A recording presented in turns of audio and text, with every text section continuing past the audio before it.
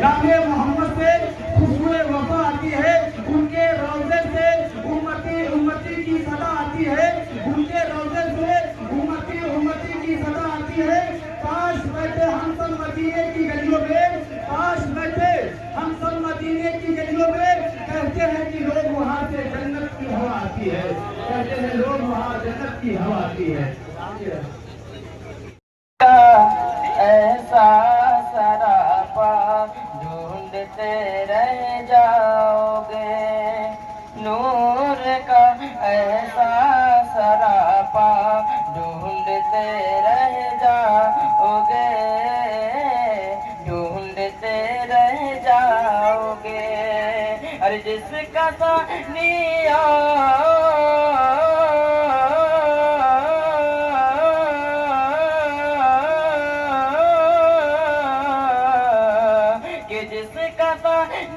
और साया ढूंढते रह जाओगे, जिसका पानी और साया ढूंढते रह जाओगे, ढूंढते रह जाओगे।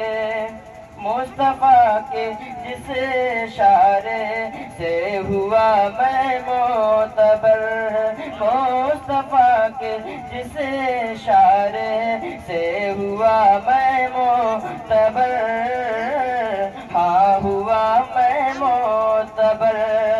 कि चांद बोला वो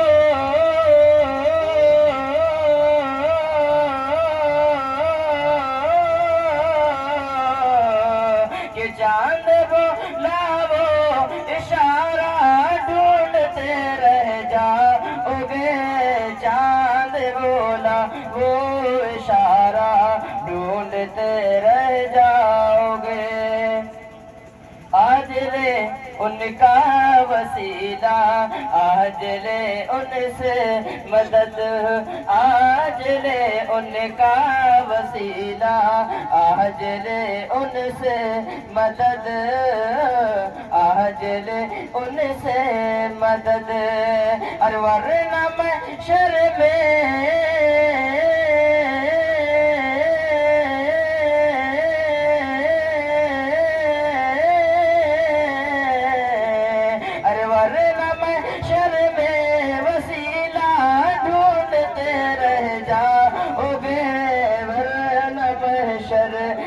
वसीला ढूंढते रह जाओगे, वरना महशर में वसीला ढूंढते रह जाओगे।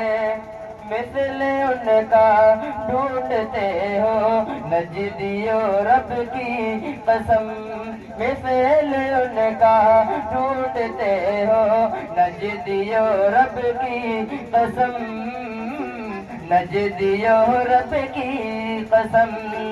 अरे तुम तो साएगा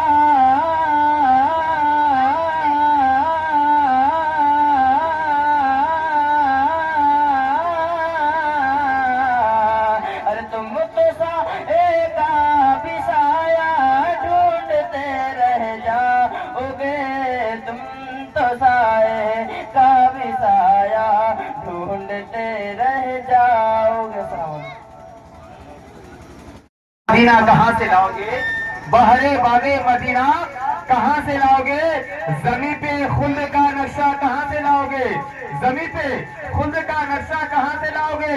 बना लो काबे का नक्शा, बना लो काबा तुम, बना लो काबे का नक्शा, बना लो काबा तुम, मगर वो काबे का काबा कहाँ से लाओगे, मगर वो काबे का काबा कहाँ से लाओगे। जिनके एक इशारे से शम्स आ जाए, जिनके एक इशारे से शम्स आ जाए, वो मेरे नबी का इशारा कहाँ से लाओगे, वो मेरे नबी का इशारा कहाँ से लाओगे। जहाँ में लाखों करोड़ों नवासे हैं लेकिन, जहाँ में लाखों करोड़ों नवासे हैं लेकिन, जहाँ में लाखों करोड़ों नवासे हैं लेकिन, हुसैन जैसा नवासा कहाँ से लाओगे, हुसैन जैसा नवासा कहाँ से लाओगे।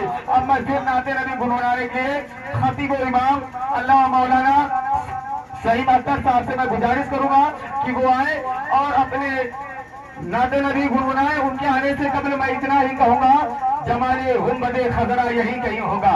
حضرت قاری صاحب کی توجہ چاہوں گا. جمال گنبد خضرا یہی کہیں ہوگا.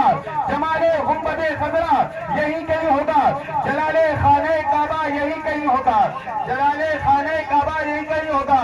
بریلی جا کے غلام رسول کہتا ہے ارے نبی کے شہر کا راستہ یہی کہیں ہوگا.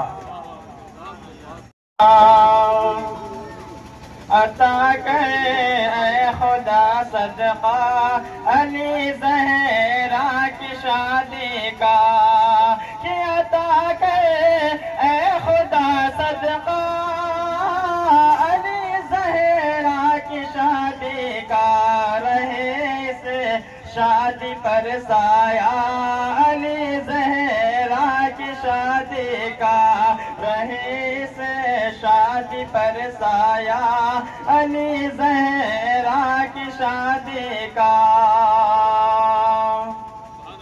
جو رشتہ ہو چکا ہے اب وہ جنت تک رہے قائم. جو رشتہ ہو چکا ہے اب وہ جنت تک رہے قائم. کہ جو رشتہ ہو چکا ہے اب وہ جنت تک رہے قائم. تجھے ہے واسطہ مولا علی زہرا کی شادی کا.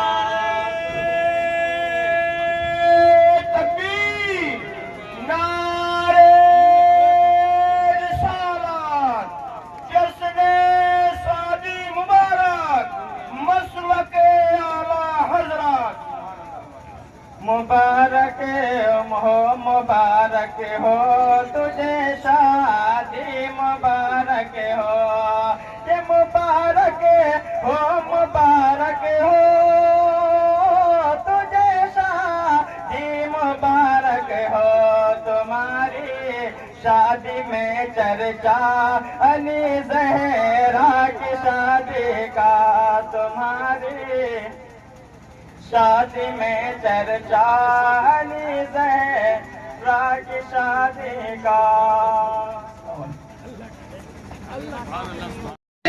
یہ بس نور سجانا حضور جانتے ہیں کون ہے میرا دیوانہ. حضور جانتے ہیں کون ہے میرا دیوانہ. حضور جانتے ہیں بروز حشر سبھی کو کوثر عطا نہیں ہوگا. بروز حشر سبھی کو کوثر عطا نہیں ہوگا. کسے ہے پلانا حضور جانتے ہیں. کسے ہے پلانا حضور جانتے ہیں. اور کسی صاحب نے یوں کہا تھا حضور طائر سدرا حضور جانتے ہیں. حضور طائر سدرا حضور جانتے ہیں. کہاں ہے عرش معلا حضور جانتے ہیں. کہاں ہے عرش معلا حضور جانتے ہیں. بروز حشر شفاعت کریں گے چن چن کر. بروز حشر شفاعت کریں گے چن چن کر. ہر ایک غلام کا چہرہ حضور جانتے ہیں. ہر ایک غلام کا چہرہ حضور جانتے ہیں.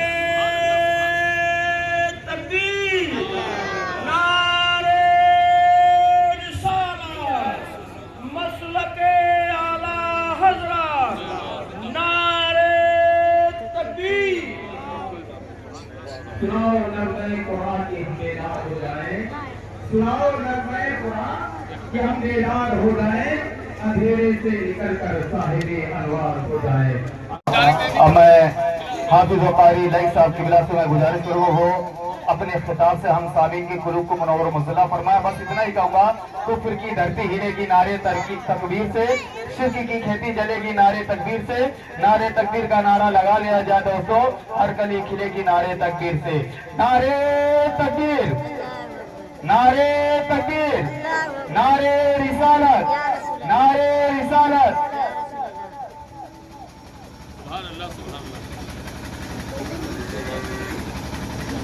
نصلي ونسلم على حبيبه الكريم أما بعد فأعوذ بالله من الشيطان الرجيم ببركة بسم الله الرحمن الرحيم.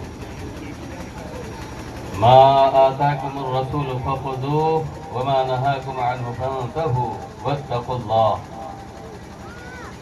وقال النبي صلى الله تعالى عليه وسلم النكاح من سنتي وقال النبي صلى الله تعالى عليه وسلم في مقام آخر انكحوا الولود الودود فإني مكاثر بكم الأمم أو كما قال. آمنت بالله صدق الله مولانا العظيم وصدق رسوله النبي الأمين المتين الكريم ونحن على ذلك لمن الشاهدين والشاكرين والحمد لله رب العالمين. طریق مصطفیٰ کو چھوڑنا ہے وجہ بربادی، طریق مصطفیٰ کو چھوڑنا ہے وجہ بربادی، اسی سے قوم دنیا میں ہوئی بے اقتدار اپنی. ہمیں کرنی ہے شہنشاہ بطحا کی رضا جوئی، ہمیں کرنی ہے شہنشاہ بطحا کی رضا جوئی، وہ اپنے ہو گئے تو رحمت پروردگار اپنی. حضرات گرامی، وقت بہت مختصر ہے. اس مختصر وقت میں چند باتیں قرآن و حدیث کی روشنی میں سماعت فرما لیں. اللہ رب العزت ارشاد فرماتا ہے ما آتاکم الرسول فخذوہ، رسول جو تمہیں دے وہ لے لو. وما نہاکم عنہ فانتہوا، جو میرا محبوب جس بات سے روکے اس سے رک جاؤ. واتقوا اللہ، اور اللہ سے ڈرو. آقا علیہ السلام کی حدیث پاک ہے، آقا فرماتے ہیں النکاح من سنتی، نکاح میری سنت ہے. نکاح کا مقصد کیا ہے؟ غرض و غایت کیا ہے؟ اس مبارک عمل کو کیوں انجام دیا جاتا ہے؟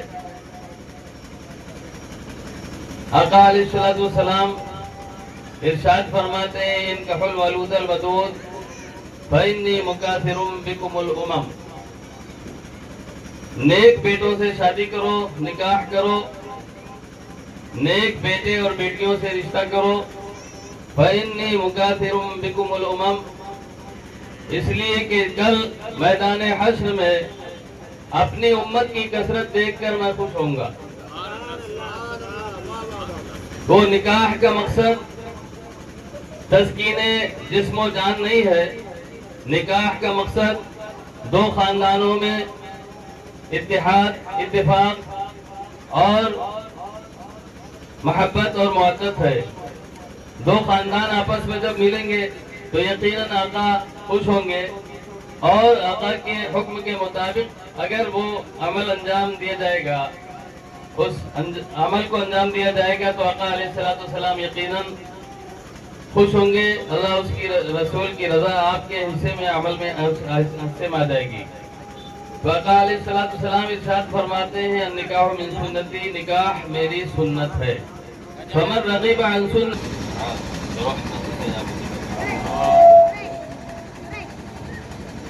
درود پاک پڑھ لیجئے. اللہم صلی علی سیدنا مولانا محمد وعلی آل سیدنا مولانا محمد مبارک وسلم صلاۃ و سلام علیک یا رسول اللہ. نکاح کی مبارک تقریب درپیش ہے.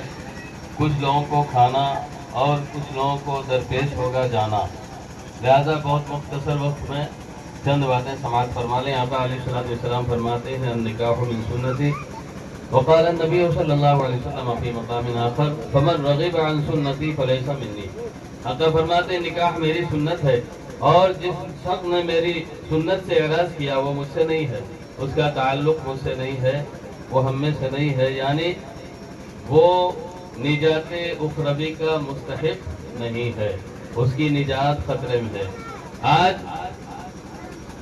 عورت اور مرد کا ملاپ بہت طریقے سے ہوتا ہے، مگر جب سنت طریقے سے ہوتا ہے تو اللہ تعالیٰ اس میں برکتیں نازل فرماتا ہے اور نجات کا سامان دو خاندانوں میں محبت اور محبت پیدا فرماتا ہے.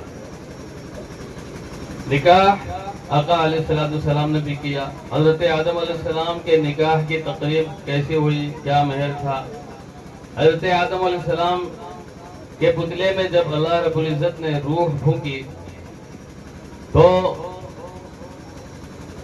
آپ نے جب آنکھ کھولی تو آپ کو وحشت محسوس ہوئی. تو اللہ رب العزت نے آپ کی بائیں پسلی سے حضرت حوا کو پیدا فرمایا. حضرت حوا کو حضرت آدم علیہ السلام نے جب دیکھا فرمایا تو کون اور تیرا کیا کام ہے. تو حضرت حوا عرض کرتی ہیں کہ میں اللہ کی بندی ہوا ہوں اور آپ کی میں زوجہ ہوں، تو آپ نے ہاتھ لگانا چاہا تو بولے نہیں، ہاتھ نہیں لگا سکتے، پہلے مہر ادا کرنا ہوگا۔ مہر کیا ہے؟ حضرت آدم علیہ السلام کا مہر درود پاک۔ آپ نے رب کے محبوب پر درود پاک پڑھا 3 مرتبہ، اور بعض روایت کرتے ہیں 10 مرتبہ۔ خیر، تو آپ کا مہر درود پاک تھا، تو درود پاک پڑھ کر آپ نے مہر ادا فرمایا، اور حضرت آدم و حوا چین اور سکون کے ساتھ جنت میں رہنے لگے۔ اللہ کو منظور ہوا اپنے محبوب کا جلوہ دکھانا، اپنے محبوب کو پیدا فرمانا، تو ایک دانہ کھانے پر پابندی رب کی طرف سے عائد ہوئی، اور شیطان نے کہا، اس میں آیا لا تقربا هذه الشجرہ، قرآن میں آیا کہ لا تقربا هذه الشجرہ، دونوں اس درخت کے قریب مت جانا۔ تو درخت کے قریب مت جانا، اس سے شیطان جو ہے ابلیس پوائنٹ پا گیا، اس نے پوائنٹ اپنا بنا لیا، اور اس نے حضرت آدم و حوا کو بہکانے کی کوشش کی، ورغلانے کی کوشش کی کہ اللہ نے فرمایا ہے اس درخت کے قریب مت جانا، اس درخت کے دانے کو کھانے سے منع نہیں فرمایا ہے، اس درخت کے قریب جانے سے منع فرمایا، اور حضرت آدم کو گیہوں کا دانہ کھلا دیا۔ گیہوں کا دانہ کھاتے ہی آپ کو حاجت پیش آئی، تو اللہ تعالیٰ نے حضرت آدم و حوا کو زمین پر بھیج دیا، زمین پر تشریف لائے، اور اس قدر ندامت کی روایت میں آتا ہے کہ آپ 300 سال تک روتے رہے، زمین پہ آنے کے بعد 300 سال تک روتے رہے۔ پھر آپ کو یاد آیا کہ میں نے عرش پر ایک نام دیکھا تھا اللہ کے ساتھ لکھا ہوا، تو آپ نے جب اللہ تعالیٰ کو واسطہ دیا کہ اللہ میری خطا کو معاف فرما دے، میری لغزش کو معاف فرما دے، اس نام، اس مبارک نام کے صدقے جو تو نے اپنے نام کے ساتھ عرش اعظم پر لکھ رکھا ہے، تو اللہ رب العزت نے حضرت آدم علیہ السلام کی توبہ قبول فرمائی۔ اس کے بعد حضرت آدم و حوا سے ملاقات ہوئی، پھر حمل قرار پانے شروع ہوئے، 40 حمل قرار پائے، یہ روایتیں ہیں۔ خیر، اس کے بعد انسانوں کا سلسلہ جاری ہوا، تو یہ عمل جنت میں نہیں ہوا، جنت کے باہر اللہ نے جب بھیج دیا دنیا میں، اس کے بعد یہ حمل والا عمل شروع ہوا۔ تو یہ انسانوں کی تخلیق کا باعث حضرت آدم اور حوا کو اللہ نے دنیا میں بھیج دیا، انسانوں کی تخلیق ہوئی، انسان پیدا ہونے شروع ہوئے، اور اس کا طریقہ وہی رہا، نکاح، اور نکاح کے بعد مہر ادا کرنا، اس کے بعد انسانوں کا ملنا، اس سے 2 خاندانوں میں ترقی ہونا، خاندان بڑھنا شروع ہوتا ہے۔ تو اللہ رسول کے طریقے پر جب ہوتا ہے تو اللہ تعالیٰ اس میں برکتیں عطا فرماتا ہے، خوشیاں اور رحمتیں نازل فرماتا ہے۔ تمام انبیاء کرام، تمام اولیاء کرام جن کے بھی نکاح ہوئے، سب کے مہر مختلف رہے۔ حضرت آدم کا سب سے مختلف رہا کہ درود پاک پڑھ دیجئے آپ کا مہر ادا ہو جائے گا، وہاں کوئی مال و دولت تھا ہی نہیں، تو اللہ نے یہ سبیل پیدا فرما دی مہر ادا کرنے کی۔ اب دنیا میں مہر وغیرہ کا معاملہ آتا ہے تو مہر کے تعلق سے یہ ہے کہ مہر اتنا رکھا جائے حیثیت کے اعتبار سے۔ آقا نے فرمایا ایک موقع پر کہ نکاح کو آسان کرو مہر کم کر کے، نکاح کو آسان کرو مہر کم کر کے، مگر اس میں بھی اگر حیثیت ملحوظ رہتی ہے تو ایک اثر رہتا ہے، نکاح آپس میں جو ہوتا ہے تو اس میں ایک دوسرے کا خیال، لحاظ اور پاس رہتا ہے کہ حیثیت کا اعتبار کر کے بھی مہر مقرر کیا جاتا ہے۔ کم از کم 10 دینار، 10 درہم، ہاں کم از کم شریعت میں 10 درہم، 10 چاندی کے سکے ہوتے تھے، اس کو درہم کہتے ہیں، اور دینار کہتے ہیں سونے کے سکے ہو، تو 10 درہم کم از کم مہر ہونا چاہیے، اس سے زیادہ آپ حیثیت کے اعتبار سے رکھ سکتے ہیں۔ ایک موقع پر میں نکاح میں شریک ہوا آپ کے کمریا شریف میں، تو جب میں نے پہلی بار سنا کہ 4,786 تو 4,786 جب سنا تو میں نے دیکھا کہ دولہا کے چہرے پر آثار کیسے ہیں، تو مسکرا رہا تھا، اس کے خاندان والے بھی مسکرا رہے تھے، یعنی خوش ہو رہے تھے۔ تو میں یہ نہیں کہہ رہا ہوں کہ لاکھوں میں آپ مہر رکھیں، یہ پہلی بار میں نے دیکھا، مجھے حیرت بھی اور خوشی بھی ہوئی کہ آپس میں دونوں خاندان خوش ہو رہے ہیں مہر مقرر کر کے۔ تو مہر حیثیت کے اعتبار سے بھی رکھ سکتے ہیں، مگر کم از کم 10 درہم ہو، جس کی مقدار کم از کم 5,000 وغیرہ بھی ہو جاتی ہے، 5,000 کے اندر ہی ہے نا؟ ہاں خیر، میں بھی تو شعر پڑھ لوں، اجازت؟ درود پاک پڑھ لیجیے۔ اللہم صلی علی سیدنا مولانا محمد وعلی آل سیدنا مولانا محمد مبارک وسلم، صلاۃ و سلام علیک یا رسول اللہ۔ ایک بچے نے بہت عمدہ آواز میں نعت پاک پیش کی، تو میں بھی سوچ رہا ہوں تھوڑا سا ایک بوڑھی آواز میں سماعت فرما لیں۔ شمع یاد شہ کونین سجا دی جائے،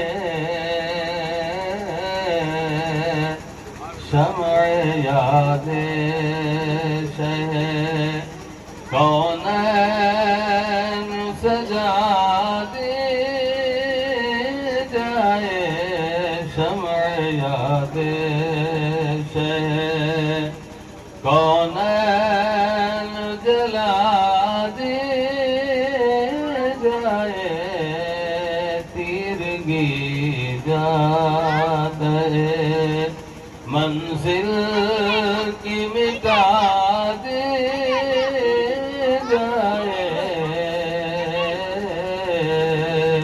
یہ شعر بطور خاص سرد جو کر دے جہنم کے بھڑکتے شعلے،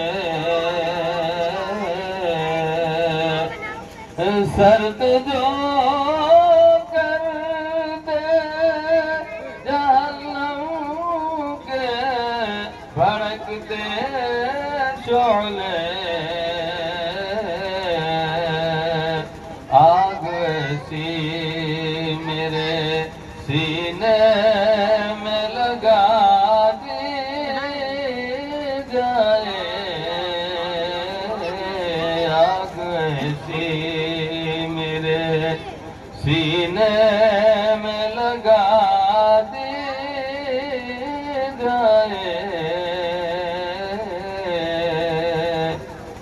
یہ شعر بطور خاص ایسا ہم مریضان غم ہجر نبی کو فہم، ہم مریضان غم ہجر نبی کو فہم، ہم